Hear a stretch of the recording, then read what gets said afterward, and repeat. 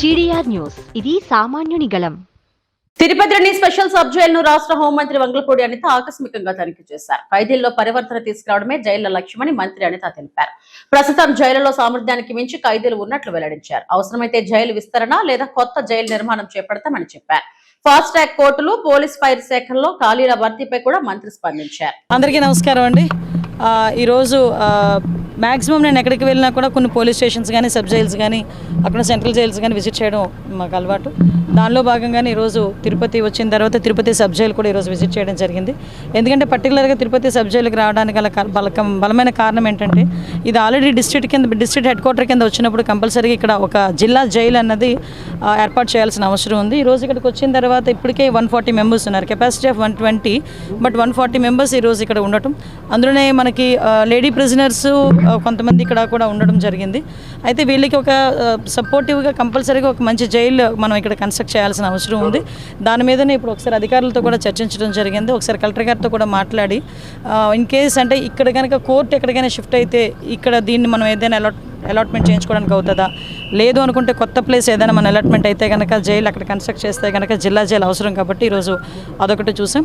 ఈరోజు ఖైదీల భద్రత ఒకటి మా బాధ్యత కింద తీసుకుంటున్నాం. దానిలో భాగంగానే సుమారుగా ఈ చిన్న 70 సెంట్స్ అన్నారు నాతో పాటు, ఈ విస్తీర్ణం అంతా కూడా 70 సెంట్స్. అందులోనే దగ్గర 26 నుంచి 30 CCTV కెమెరాస్ పెట్టుకొని కంటిన్యూ మానిటర్ చేసుకొని ఎక్కడా కూడా వాళ్ళకి ఎటువంటి ఇబ్బంది కలగకుండా చూసుకోవాలి. అట్ ద సేమ్ టైం వాళ్ళు కూడా ఒక పరివర్తన రావాలి. నేను ఇందాకే లోపలికి వెళ్ళినప్పుడు చెప్పాను ఒక మాట, హాస్పిటల్కి జైలుకి వచ్చిన తర్వాత మళ్ళీ రావాలని కోరుకోకూడదు. గుడికి వెళ్తేనే మళ్ళీ వచ్చి దర్శనం చేసుకోవాలని కోరుకోవాలి. అంతే తప్పించి హాస్పిటల్కి వెళ్ళినా, అదేవిధంగా జైలుకి వచ్చినా కూడా ఎట్టి పరిస్థితులు మళ్ళీ రావాలని కోరుకోకూడదు. ఆ పరివర్తన అన్నది ఇక్కడ నుంచే స్టార్ట్ అవ్వాలి. దానికి మీరందరూ కూడా దోహదపడాలని చెప్పడం జరిగింది. ఈరోజు దాని మీదనే, దానిలో భాగంగానే మేము అందరం కూడా పనిచేస్తాం.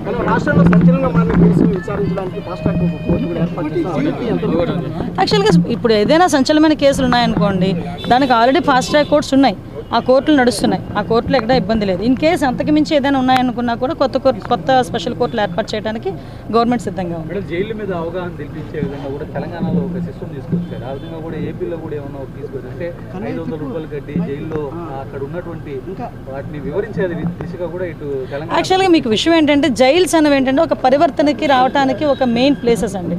అందులోనే మీరు అబ్జర్వ్ చేసుకుంటే పోలీస్ డిపార్ట్మెంట్, జైలు సిబ్బంది రెండు కూడా వేరేగా ఉంటారు.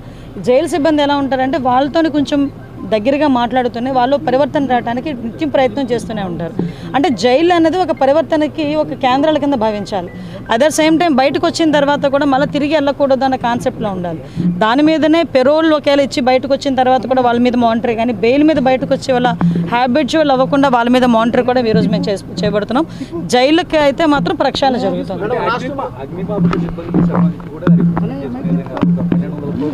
అన్నిటికీ ఇప్పుడు జాబ్ క్యాలెండర్ పెట్టాం కదండి. ఇప్పటి వరకు అవన్నీ రిక్రూట్మెంట్ అంతా కూడా ఇప్పుడు జరుగుతుంది. గౌరవ నారా లోకేష్ గారు ఆ రోజు ఆదేశాలు ఇచ్చారు. మనం అందరికీ కూడా ఇన్ఫర్మేషన్ ఇచ్చారు. ఆ జాబ్ క్యాలెండర్లో భాగంగానే డిపార్ట్మెంట్, పోలీస్ డిపార్ట్మెంట్, అదేవిధంగా జైల్ శాఖని, ఫైర్ డిపార్ట్మెంట్, ఈ మూడిట్లో కూడా రిక్రూట్మెంట్ అనేది జరుగుతుంది. ప్రధానంగా ఒక సమస్య, సుదూర ప్రాంతాల నుంచి హైవేలు తిరుపతి కావచ్చు,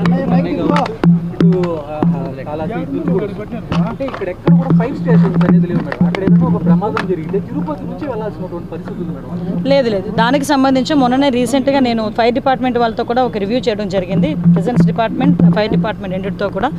అందులో ఇలాంటి సిచ్యువేషన్స్ ఉన్న వాళ్ళ దగ్గర ఒక అవుట్ పోస్ట్ పెట్టి అక్కడ ఫైర్ ఇంజన్స్ పెడుతున్నాం. ఏమంటే మీరు నమ్ముతారా, లాస్ట్ 5 సంవత్సరాల్లో ఒక్క ఫైర్ ఇంజన్ కూడా కొన్న పాపాన పోలే. కానీ మేము వచ్చిన తర్వాత 270 కోట్ల రూపాయలు పెట్టి ఒక్క ఫైర్ డిపార్ట్మెంట్లోనే ఈ ఫైర్ టెండర్స్ కానీ, ఆ ఎక్విప్మెంట్ కానీ అన్నీ కూడా మేము పర్చేస్ చేసుకుంటున్నాం. మొదటి విడతలో భాగంగా వచ్చిన ఫైర్ ఇంజన్స్ అని గౌరవ ముఖ్యమంత్రి గారే ప్రారంభం చేశారు.